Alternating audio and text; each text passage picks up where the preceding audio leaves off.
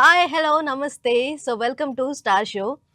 ఈరోజు మనతో మాట్లాడడానికి వెరీ పాపులర్ డైరెక్టర్ అండ్ మన ఇండస్ట్రీకి చాలా ఎంటర్‌టైనింగ్ హిట్స్, ఇంకా చాలా మంచి మూవీస్ అందించిన సముద్ర గారున్నారు. సో, ఆయన జర్నీ ఎలా స్టార్ట్ అయిందనేది ఆయన మాటల్లోనే విందాం. సార్ నమస్తే సార్. నమస్తే అండి. ఎట్లున్నారు? బాగున్నాను. హ్యాపీ. ఓకే. సో, మీ జర్నీ ఎలా స్టార్ట్ అయింది సార్? అంటే ఆహ్, సినిమాలు చేద్దామని అనుకున్నారా? లేకపోతే ఎక్కడో వేరే ప్రొఫెషన్‌లో ఉంటూ ఇలా వచ్చారా డైరెక్షన్‌లోకి? అంటే స్టార్టింగ్ నుంచే నేను ఫిఫ్త్ స్టాండర్డ్ నుండే నేను సినిమాల్లోకి వెళ్ళాలి. Fifth standard. ఫిఫ్త్ స్టాండర్డ్ నుంచే సినిమాల్లోకి వెళ్ళాలి అనేది అప్పుడు కలిగిన కోరిక అది. హ్మ్. ఆహ్, అలా చదువుతూ 10థ్ పాస్ అయ్యి ఇక 89లో ఇండస్ట్రీకి వచ్చేసాను. ఓకే. సో, అంటే మీరంత చిన్న వయసులోనే ఇండస్ట్రీకి రావాలనుకున్నారు అంటే, ఎవరో ఇన్‌స్పిరేషన్ ఉండే ఉంటారు. అంటే ఏదన్నా నాకు హీరో గాని, లేకపోతే డైరెక్షన్ గాని, అంటే డైరెక్టర్ గాని. ఆ! 'షోలే' అనే సినిమా. ఆహా! 'షోలే' ఓకే. అనే సినిమా మా నాన్న నాకు చూయించిన ఫస్ట్ సినిమా అనమాట. ఓకే. మరి సినిమా చూస్తే సార్ హీరో అవ్వాలనుకోవాలి గదా! అంటే బట్ హీరో అనేది లేదు గానీ, హ్మ్. అప్పుడు డైరెక్టర్ అవ్వాలని కథలు రాసేవాడిని. కథలు హుహు. రాసుకొని మా నాన్నకి, మా అమ్మకి కథలు చెప్పేవాడిని. హుహు. ఇట్లాగా చేస్తూ డైరెక్టర్ అనేదే పడిందండి. హుహు. హీరో అవ్వాలనేది పడలేదు గానీ, డైరెక్టర్ అవ్వాలనేదే పడింది ఫస్ట్ నుంచి. ఓకే. సో, అట్లా వచ్చేసి చెన్నై ఎళ్ళిపోయి, ఆహా! చెన్నైలో అసిస్టెంట్ డైరెక్టర్‌గా జాయిన్ అయ్యి 89లో ఓకే. 'పెద్దరికం' అనే సినిమాకి ఏఎం రత్నం గారి దగ్గర జాయిన్ అయ్యి, ఇంకా హ్మ్. అక్కడి నుంచి అసిస్టెంట్ డైరెక్టర్‌గా, అసోసియేట్ డైరెక్టర్‌గా, కో డైరెక్టర్‌గా హ్మ్. మోహన్ గాంధీ గారి దగ్గర, ఏఎం రత్నం గారి దగ్గర, ముత్యాల సుబ్బయ్య గారి దగ్గర, హ్మ్. బి. గోపాల్ గారి దగ్గర, శరత్ గారి దగ్గర, ఏటూరు మోహన్ గారి బ్యానర్‌లో అండ్ పోకూరు బాబురావు గారి బ్యానర్‌లో, సురేష్ వర్మ ఈళ్ళందరి దగ్గర వర్క్ చేశానండి. హ్మ్. చేసి 2001లో డైరెక్టర్‌నయ్యాను. జర్నీలో ఛాలెంజెస్ ఎలా ఫేస్ చేశారు అసలు? అంటే వాస్తవంగా అయితే మా నాన్న నీకు తెలుగు తప్ప ఇంకేది రాదు. అక్కడేమో తమిళ్ మాట్లాడతారు. హ్మ్. ఆ భాషే తెలీదు. బట్ అక్కడ రిలేషన్ ఎవరు లేరు గదా! ఒక్కడివే ఎళ్లి ఎలా గెయిన్ అవుతావు? ఎలా హ్మ్. చేస్తావు? అని ఫస్టు వద్దన్నాడు. నేను కాస్త మొండి పట్టు నేను బయలుదేరతానని జెప్పేసి, ఇది జేస్తే సరే నీ ఇష్టం అని జెప్పి నాన్న ఇచ్చేశారు. వచ్చాను. వచ్చాక ఒక పిఆర్ఓ శ్రీనివాస్ గారని ఉండేవాళ్ళక్కడ. ఓకే. ఆయన్ని పట్టుకొని కాస్త 3 మంత్స్ అయితే స్ట్రగుల్ అయ్యానండి. హ్మ్. తర్వాత ఆయన్ని పట్టుకొని తిరిగి మొత్తానికి జాయిన్ అయ్యి, ఏఎం రత్నం గారి దగ్గర నన్ను చూడంగానే "ఆ! కుర్రాడు చక్కగా ఉన్నాడయ్యా పెట్టుకుంటాను" అన్నాడు. అన్నారనమాట. అని అట్లా జాయిన్ అయ్యి హ్మ్. మంచి హార్డ్ వర్కర్‌ని. బాగా కష్టపడతా. అప్పుడు, ఇప్పుడు ఎప్పుడు గూడా సోంబేరితనం అనేది ఈ రోజుకి నన్ను టచ్ చేయలే. కష్టపడతా. నలుగురి పని ఒక్కడినే జేస్తా. హ్మ్. అలా చేసేవాడిని. అట్లా చేసేవాడిని. ప్రొడ్యూసర్సు, డైరెక్టర్స్ అందరూ బాగా ఇష్టపడేవాళ్ళు. హ్మ్. ఒకసారి చేశానంటే ఆ సముద్రాన్ని పిలవండి అంటారు. హ్మ్. అంత ఇదనమాట. హ్మ్. క్యారెక్టర్ గూడా ఎప్పుడు నవ్వుతూ ఉంటా. ఎప్పుడు హ్యాపీగా ఉంటాను. హ్మ్. అలా చేసుకొస్తూ దగ్గర దగ్గర 11 ఇయర్స్ అసిస్టెంట్ డైరెక్టర్‌గా, అసోసియేట్ డైరెక్టర్‌గా, కో డైరెక్టర్‌గా 11 ఇయర్స్ చేస్తూ హ్మ్. 6 ఇయర్స్ బిఫోరే డైరెక్షన్ ట్రై చేయడం మొదలుపెట్టాను. ఓకే. అప్పుడు తిరిగేవాడిని, సినిమా చేసుకునేవాడిని, ఖాళీగా ఉండేవాడిని కాదు. హ్మ్. ఇట్లా మళ్ళీ సినిమాలు తెగ చూసేవాడిని. రోజుకి 4 సినిమాలు కూడా చూసేవాడిని. అమ్మో! Morning show, matinee, first show, second show. హ్మ్. ఇలా చూసేవాడినండి. సో, అలా చేయటం వల్ల సినిమా తప్ప అప్పుడు, ఇప్పుడు నా మైండ్‌లో రెండోది ఉండదు. హ్మ్. మా వైఫ్ మా వైఫ్ కూడా అంటదనమాట. "నీకు సినిమా తప్పితే ఇంకా భార్య, పిల్లలు ఆ! ఇంకేం పట్టవా?" అంటదనమాట. ఓకే. అంత ఇష్టం సినిమా అంటే. సో, అందుకనే నాకేంటంటే ఏదున్నా గాని కష్టం అనిపించల. హ్మ్. కష్టం అనిపించలేదు. ఆ రోజున ఇండస్ట్రీకొచ్చినప్పుడు ఎంత హ్యాపీగా ఇదే మైండ్ సెట్‌తో ఉన్నానో, ఇప్పుడు అదే మైండ్ సెట్‌తో ఉన్నా, అదే జోష్‌తో ఉన్నా. కానీ కనిపిస్తుంది ఇన్ని సార్. సంవత్సరాలు దగ్గర దగ్గర 40 సంవత్సరాలు గడిచిపోయిందనేది ఈ రోజుకి నా మైండ్‌లో లేదు. ఇన్ని ఛాలెంజెస్ ఫేస్ చేసి, ఇంత 11 ఇయర్స్ అసిస్టెంట్ డైరెక్టర్‌గా వర్క్ చేసిన తర్వాత, అందరికీ ఒక కష్టం కనిపించదు. ఒక స్పెషల్ మూవీ అనేది వచ్చిన తర్వాత. మీ లైఫ్‌లో అలా ఏది స్పెషల్ మూవీ అనుకోవచ్చు సార్? 'సింహరాశి' అనుకోవచ్చా? సింహరాశి అండి. ఎందుకంటే ఫస్ట్ సినిమానే. హ్మ్. ఎందుకంటే ఒక డైరెక్టర్ ఇతను ఎంతవరకు చేయగలడు అని ప్రొడ్యూసర్స్ కానీ హీరోకి వీళ్ళందరికీ డౌట్లు ఉంటాయి ఫస్ట్ డైరెక్షన్ అంటే. అదే అనమాట ఎవరికైనా అది పట్టుకోవటం చేయటం. బట్ నేనేంటంటే దానికి అవకాశం కోసం కష్టపడ్డాను కానీ సినిమా తీసేటప్పుడు కష్టపడలే అసలు. ఎందుకంటే ఎప్పుడు వర్క్లో ఉండేవాడిని. అసలు రాజశేఖర్ తోటి నీ యాక్టింగ్ నా డైరెక్షన్ చూసుకుందాం అన్నంత వర్క్ చేశాను ఫస్ట్ సినిమాకే. ఓకే. ఫస్ట్ అందుకే నాకు ఆ సినిమాలో హీరోకి ఎంత పేరు డైరెక్టర్కి అంతకంటే ఎక్కువ పేరు వచ్చింది. అవును. హీరో కంటే ఎక్కువ పేరు వచ్చింది డైరెక్షన్ సింహరాజ్. అలాంటి స్క్రిప్ట్ ఎన్నుకోవటం ఫస్ట్ రీజన్ అనమాట. సో అలాగా అది తప్ప తర్వాత ఇంకెప్పుడు ఫేస్ చేయలేదు. 25 years అయింది డైరెక్టర్ అయ్యి. కానీ రాజశేఖర్ గారు ఎలా సపోర్ట్ చేసేవాళ్ళు ఆయన? రాజశేఖర్ సూపర్ అండి, బ్రహ్మాండంగా సపోర్ట్ చేసేవాడు. నాకు సింహరాశి కూడా సముద్రాన్నే పెట్టుకుందాం అని చెప్పి మాట్లాడింది కూడా రాజశేఖర్. చౌదరి గారు చెప్పారు డన్ను. ఎందుకంటే అప్పుడు రాజశేఖర్కి అంత ముందే నేను కథ చెప్పినప్పుడు నా షార్ప్నెస్ నచ్చింది అతనికి. టాలెంట్ ఇతను అని చెప్పేసి ఆ గెస్ బాగా చేస్తాడు రాజశేఖర్. అట్లాగే నాకు సముద్రాన్నే పెట్టుకుందాం, సముద్రాకే ఇద్దామని చెప్పాడు రాజశేఖర్. కానీ సినిమా స్టోరీలు ఏంటో సార్, సాంగ్స్ అయితే ఇప్పటికీ వింటున్నారు అందరు సోషల్ మీడియాలో. మీకు తెలుసో లేదో? తెలుసండి. దానిలో బిట్స్ కూడా చాలా అమ్మ అని పిలిచి నన్ను గుండె పిండకరు అనే సాంగ్ కానివ్వండి, పేదలంటే ప్రాణం ఇచ్చే మన నాన్న రాజు అనే పాట కానివ్వండి, ఇవన్నీ కూడా ఇప్పటికీ రీల్స్లో వేస్తూ ఉంటారు. బ్రహ్మానందం గారిది అయితే మెరుపుతీగ అసలు సూపర్. అసలు అది ఇప్పటికీ బెస్ట్ కామెడీ బిట్ అండి. అది ప్రతి దగ్గర వాడుతూ ఉంటారు మన ఇళ్లలో, రొటీన్ లో కూడా. అప్పుడు ఎంత పేలిందో గానీ ఇప్పుడైతే అందరూ యూజ్ పేలిందండి. అప్పుడు ఆ సీన్ కోసం రిపీట్ ఆడియన్స్ ఆ సినిమాకి. అది కూడా ఆ సింహరాజ్ సక్సెస్ లో వన్ ఆఫ్ ద పార్ట్ అనమాట. అది బ్రహ్మానందం గారి కామెడీ. అలాగే శివరామరాజు కూడా మంచి హిట్ అయిన మూవీ. శివరామరాజు చాలా మంచి హిట్ అండి. ఆ సినిమా చూసి విడిపోయిన ఫ్యామిలీ కలిసిపోయారు. ఒక 15 numbers ఉన్న ఫ్యామిలీ వచ్చి హరికృష్ణ గారితో మాతో ఫోటో కూడా దిగి వెళ్ళారు వాళ్ళు కరీంనగర్. అంత ఇన్స్పిరేషన్ చేసింది సినిమా. కానీ మీరు సార్ మీ సినిమాలో ఎమోషనల్ ఇంకా ఈ యాక్షన్ కి ఎలా బ్యాలెన్స్ చేసేవాళ్ళు? అంటే డైరెక్టర్కి అయ్యే తెలియాలండి. అంటే ఆడియన్స్ని కొంచెం చదవాలి డైరెక్టర్. అంటే నాకు వచ్చింది ఏదో నేను చేసేస్తాను, నాకు వచ్చింది వాళ్ళు చూడాలి అనేది కాదు. అంటే మన సినిమాకి ఒక టికెట్ కొని వచ్చే ప్రేక్షకుడిని మనం ఎంతవరకు సాటిస్ఫై చేస్తున్నాం, ఏ విధంగా సాటిస్ఫై చేస్తున్నాం అనేది దృష్టిలో పెట్టుకొని కొన్ని మీటర్స్లో చేయాలి సినిమా. అది సాంగ్స్ కానివ్వండి, ఫైట్స్ కానివ్వండి, డైలాగ్స్ కానివ్వండి, ప్రతిదీ అనమాట. ఒక్కొక్కళ్ళకి కలర్స్ నచ్చుతాయి, ఒక్కొక్కళ్ళకి డైలాగ్ నచ్చింది, ఒక్కొక్కళ్ళకి ఎక్స్ప్రెషన్ నచ్చింది, ఒక్కొక్కళ్ళకి సాంగ్స్ నచ్చుతాయి, ఒక్కొక్కళ్ళకి ఫైట్ నచ్చుతాయి, అసలు ఒక్కొక్కరు ఫోటోగ్రఫీ మీద చూస్తుంటారు. ఇట్లా రకరకాల ఆడియన్స్. సో అట్లాగా చేసే దాంట్లో ఏంటంటే అల్టిమేట్గా కావాల్సింది ఏంటంటే సబ్జెక్ట్. మనం ఇన్ని చేస్తున్న దీంట్లో సబ్జెక్ట్ అనేదే కనెక్ట్ అవ్వాలి అనే దాన్ని పట్టుకొని సబ్జెక్ట్ని సెలెక్ట్ చేసుకోవటం ఉంటుందండి. చేసే సినిమాలు ఫ్యామిలీ ఆడియన్స్ని టార్గెట్ చేసినట్టు ఉండేవి, కానీ సడన్గా ఎవడైతే నాకేంటి వచ్చేసరికి యూత్ని అట్రాక్ట్ చేశారు మీరు. అవునండి. అంటే పర్టికులర్గా ఇంకా చాలు ఫ్యామిలీ ఆడియన్స్ యూత్ని అట్రాక్ట్ చేయాలనుకున్నారా ఏంటి? లేదు, అంటే నేను ఆ స్క్రిప్ట్ సెలక్షన్ వెళ్తానండి. నాకు నచ్చకపోతే నాకు ఈ కథ నచ్చలేదని నేను చేయనని చెప్పి బాలకృష్ణ గారిని కూడా అన్నాను. బాలకృష్ణ గారు నాకు కథలు చెప్పిస్తే నాకు ఈ కథ నచ్చలేదని నేను చేయననేవాడిని. అట్లాగా రాజశేఖర్ కూడా ఒక 5 సంవత్సరాలు కథలు చెప్పిస్తే నాకు నచ్చలని నేను చేయనని రిజెక్ట్ చేశాను. జనరల్గా హీరోలు రిజెక్ట్ చేస్తారు, ఇక్కడ డైరెక్టర్ నేను రిజెక్ట్ చేశా. బట్ నాకు నచ్చి నేను ఇది చేస్తానని చెప్పి మళ్ళీ చేసిన సినిమా ఎవడైతే నాకేంటి మళ్ళీ అలాగే హిట్ కొట్టి తీరా సినిమా. ఎందుకంటే ఏ కైండ్ ఆఫ్ స్క్రిప్ట్లు సెలెక్ట్ చేసుకోవాలి మనం, నేనేది సెలెక్ట్ చేసుకోవాలి, ఇప్పుడున్న సిచ్యుయేషన్లో ఎలాంటి కథలు పబ్లిక్కి అవసరం, ఆ యాంగిల్లో నేను చేసుకుని వెళ్తానండి. సో ఆ రోజున సొసైటీ ర్యాష్గా ఉండటం కానీ కరప్టెడ్గా ఉండటం కానీ ఉంది. సో ఈ కరప్టెడ్ అనే దాన్ని కరెక్ట్ చేయాలంటే పోలీస్ డిపార్ట్మెంట్ పటిష్టత కావాలి. సో దాన్ని పటిష్టత చేయాలి అంటే ఒక హోమ్ మినిస్టర్ క్యారెక్టర్ అద్భుతంగా డిజైన్ చేయాలి అన్న దాన్ని తీసుకొని ఆ స్క్రిప్ట్ చేయడం జరిగింది.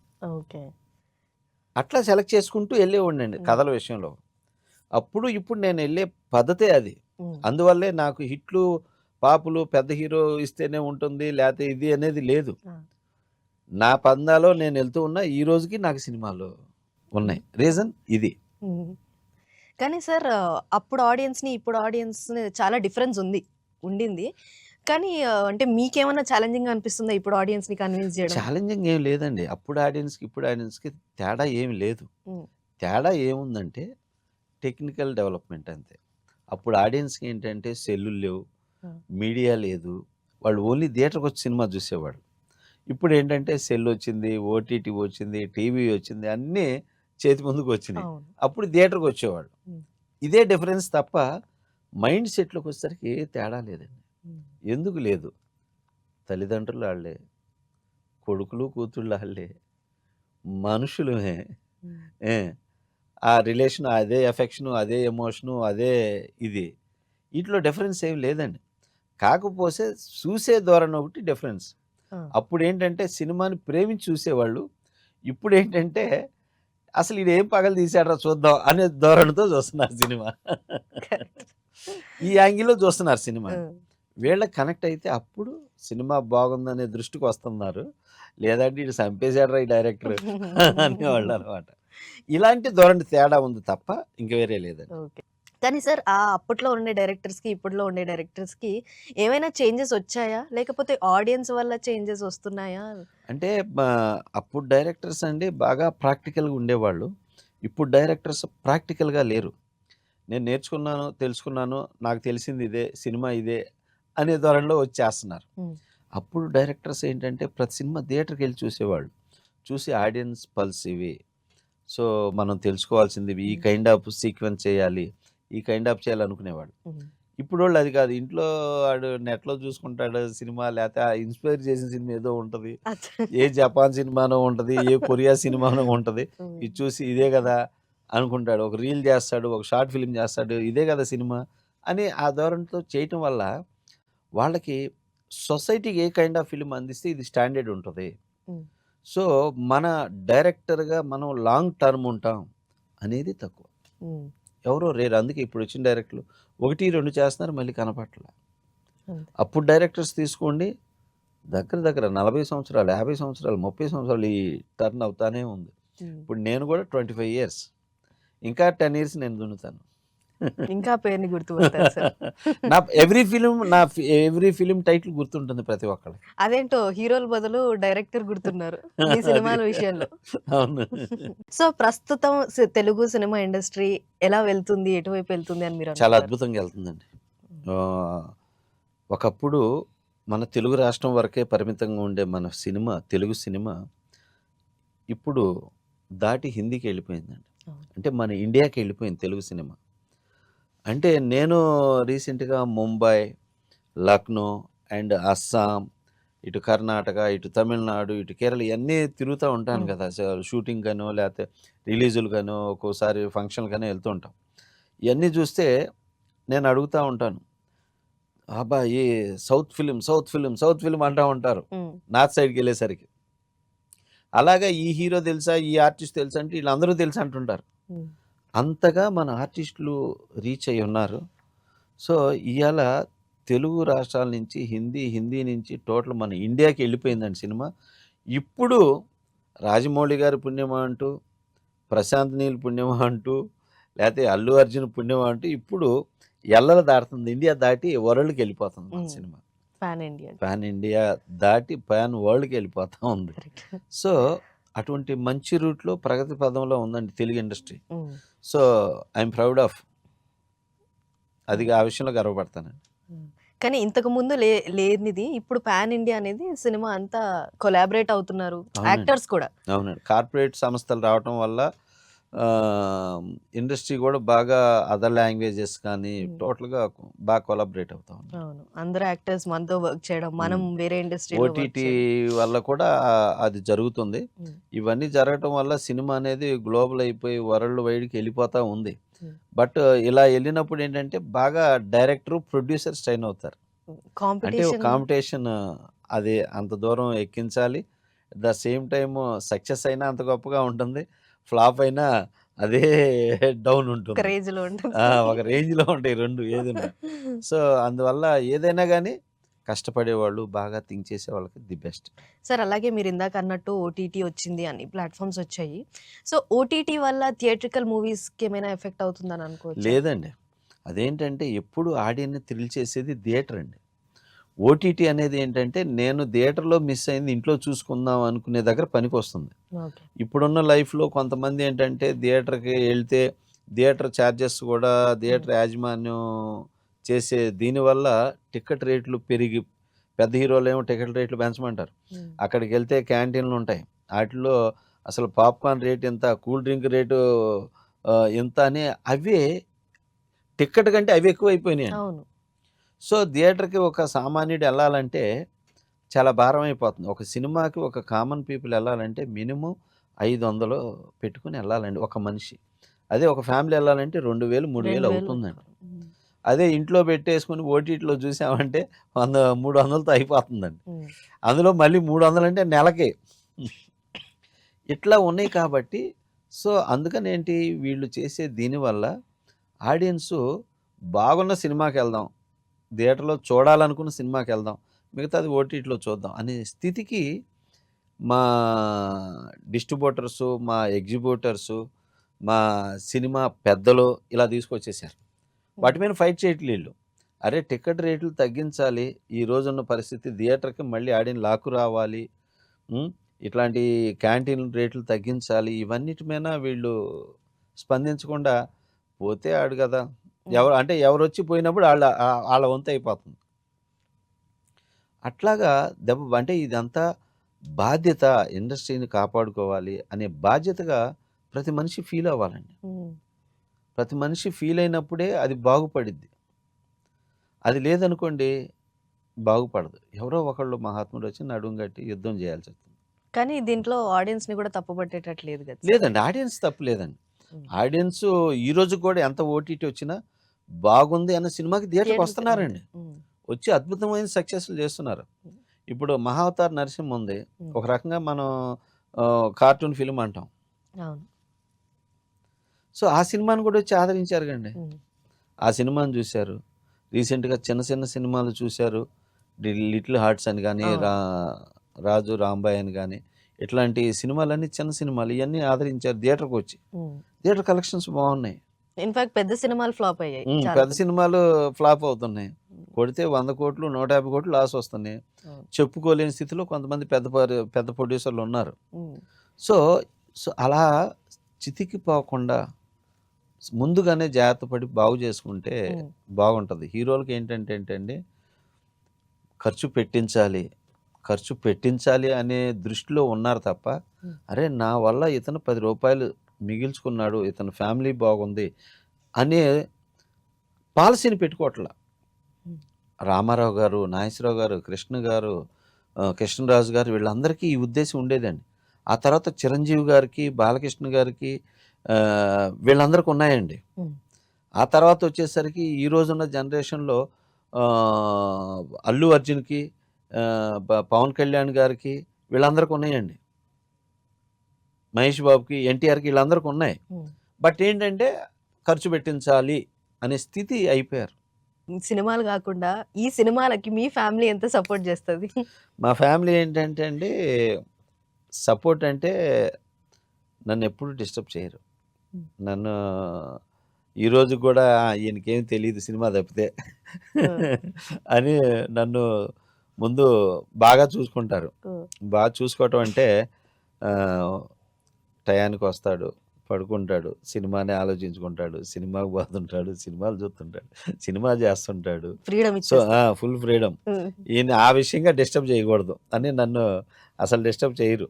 హ్మ్. ఇక ఈయన సినిమా తప్పితే ఇక రెండో ప్రపంచం తెలియదు. కాబట్టి ఆయన్ని అందులోనే ఉంచేద్దాం అని చెప్పేసి నన్ను అలా ఎంకరేజ్ చేస్తారు తప్ప, హ్మ్. నేను డే అండ్ నైట్ కష్టపడుతున్నా గూడా బట్ నన్ను చాలా ఎక్కడ డిస్టర్బ్ అవ్వకుండా మా ఆవిడ చాలా బాగా చూసుకుంటదండి. సో, మీరు ఇప్పుడు రీసెంట్‌గా చూసిన మంచి సినిమా ఏదన్నా ఉందా సార్? చూస్తూ ఈ ఉంటారా సినిమాలు? అయ్యయ్యో! థియేటర్‌కెళ్ళే చూస్తా. హ్మ్.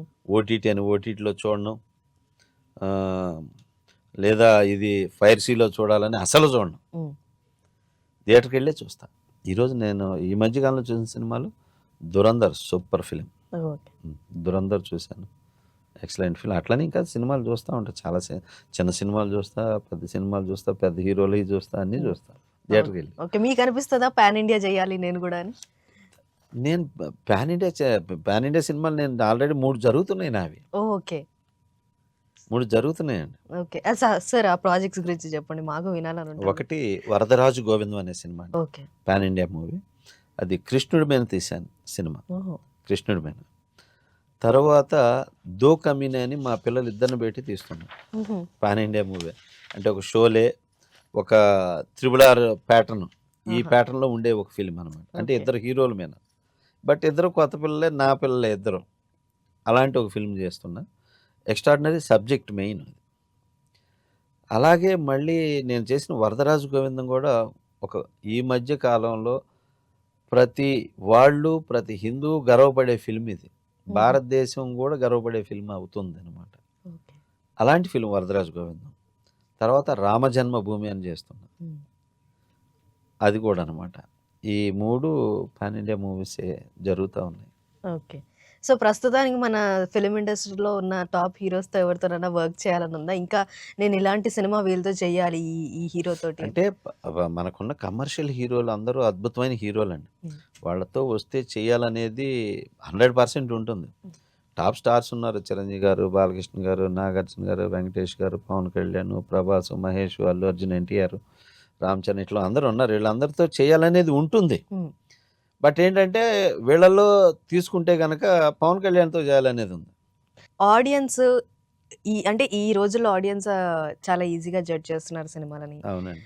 సో, కొత్తగా డైరెక్టర్స్ అవ్వాలనుకుంటారు గూడా. అవును. అలా ఒపీనియన్స్ చెప్తూ, అసిస్టెంట్ డైరెక్టర్‌గా వర్క్ అవును. చేస్తూ, సినిమాలు చూస్తూ. సో, వాళ్ళందరికీ మీరిచ్చే ఏదన్నా సజెషన్ గాని, కొత్తగా డైరెక్టర్లు అవ్వాలనుకుంటున్నారు. అంటే అండి, కొత్తగా డైరెక్టర్ అవ్వాలనుకున్న వాళ్ళు, వాళ్ళకి ఫస్ట్ ఇంపార్టెంట్ ఏంటంటే నాలెడ్జ్. హ్మ్. సొసైటీని చదవటం నేర్చుకోవాలి ఫస్ట్. అంటే కొన్ని ఇన్సిడెంట్స్ తీసుకోవాలి. ఆ ఇన్సిడెంట్స్ తీసుకోవాలంటే మనం స్వతహాగా మనలో ఒక రైటర్ ఉండాలి. మనలో ఒక సెన్సిటివ్ పర్సన్ ఉండాలి. హ్మ్. ఒక సిట్యుయేషన్ చూసి, ఒక సందర్భం చూసి, కొన్ని విషయాలు చూసి స్పందించాలి. మనం ఫీల్ అయితే గాని ఆ ఫీల్‌లోంచి కథలు పుడతాయి. కరెక్ట్. ఏమండి? అట్లా ముందు అది తెలుసుకోవాలంటే ముందు డైరెక్టర్ అవ్వటానికి ఆ నాలెడ్జి కావాలి. డైరెక్టర్ అనేవాడు ఇయాల ఒక సైకియాట్రిస్ట్. సో, అలాగే సార్ రాజశేఖర్ గారితో మీరు హిట్స్ అంటే 'సముద్ర' గారు, రాజశేఖర్ గారు కాంబినేషన్ మంచి హిట్ పేరు. హ్మ్. సో, మళ్ళీ ఏమైనా ప్లాన్ చేయబోతున్నారా మా కోసం? ప్లాన్ అంటే తనంటే ఎప్పుడు నాకు రెస్పెక్ట్ ఉందండి. అలాంటిదేం లేదు. హ్మ్. కాపోతే చూడాలి, ఇది జరగదు అనేది లేవు జనరల్‌గా. చెప్పలేము. చెప్పలేం. హ్మ్. ఇప్పుడేముంది ఇద్దరం కలిసామనుకో, ఎఫెక్షన్ ఫీల్ అయ్యామనుకోండి, చేద్దాం అనుకుంటాం. అదే లేదు ఇగోలకెళ్ళామనుకో అవసరం లేదనుకుంటాం. ఇట్లా జరుగుతుంటాయి. ఇండస్ట్రీలో ఎవరు శాశ్వత మిత్రులు కాదు, శాశ్వత శత్రువులు కాదనమాట. అవును. సో, ఇది చెయ్యాలి అనుకుంటే చేసేస్తారు. So, okay. అట్లని నాకు అలాంటి ఫీలింగ్స్ ఏమి లేవు. జరిగితే జరగొచ్చు. ఓకే. సో, ఫైనల్‌గా ఆడియన్స్‌కి ఏమని చెప్తారు సార్? ఆడియన్స్‌కి ఏం చెప్తానంటే, నా నుంచి చాలా మంచి సినిమాలొస్తున్నాయి. త్వరలో ఒక గొప్ప సినిమా 'వరదరాజు గోవిందం' అనే సినిమా వస్తుంది. డెఫినెట్‌గా అది చూడాలి. అది నేను ఒక 5, 6 సిరీస్ చేసే సినిమా అదనమాట. ఓకే. ఒక మహాభారతం లాగా. అటువంటి ఒక గొప్ప ఫిల్మ్. మంచి నాలెడ్జ్ ఉంటుంది. అబ్బా! మంచి కథ అన్నట్టు ఉంటుంది. చక్కగా ఒక 'బాహుబలి' లాగా దీన్ని ఇంకొక యాంగిల్‌లో చూడొచ్చనమాట. ఓహ్! అంటే థియరిటికల్ కాదు గానీ ప్రెజెంట్. బట్ ఒక ఫిక్షన్ అనమాట. హ్మ్. Fiction film. చాలా బావుంటుంది. ఓకే. అలాంటి సినిమా వస్తుంది త్వరలో. నిజంగా చాలా హ్యాపీ ఫీల్ అవుతారు. అప్రిషియేట్ చేస్తారు. సముద్ర గారు ఇలాంటి సినిమాలు ఇవ్వండి అని చెప్పి. డెఫినెట్‌గా సార్ మేము వెయిట్ చేస్తాం. సో, 'సింహరాశి' ఇవన్నీ చూసి పెరిగినోళ్ళం మేము. So, thank you. ఇప్పుడు గూడా మళ్ళీ మంచి ఎంటర్‌టైనర్స్ మీరు ఇస్తారనే నమ్మకంతో వెయిట్ చేస్తూ ఉంటాం. థాంక్ సో, యూ సో ఇలాగే మచ్. సినిమాలు చేస్తూ ఉండాలి సార్ మీరు. Thank you. థాంక్ ఒక యూ లవ్ అండి. స్టోరీ గూడా వదలండి మధ్యలో. అదొకటి లవ్ మిస్ స్టోరీ చేశారు. లవ్ స్టోరీ చేస్తున్నానండి. ఆ! మా పెద్దోడితోటేమో 'నెమలి' అని చేస్తున్నా. ఓకే. చిన్నోడితో 'షాజహాన్' అనే సినిమా చేస్తున్నా. ఓహ్! అవి గూడా ఉన్నాయి. Okay sir. So, thank you so much for your time sir. ఇంత థాంక్ బిజీ యూ. షెడ్యూల్‌లో గూడా టైమ్ ఇచ్చినందుకు. Thank you so much thank you అండి. Sir. Thank you. Thank you. So, ఇదనమాట ఈ వీక్ స్టార్ షో. సో, ఇంకో ఎపిసోడ్‌లో మళ్ళీ కలుద్దాం ఇంకో గెస్ట్‌తో. Thank you so much.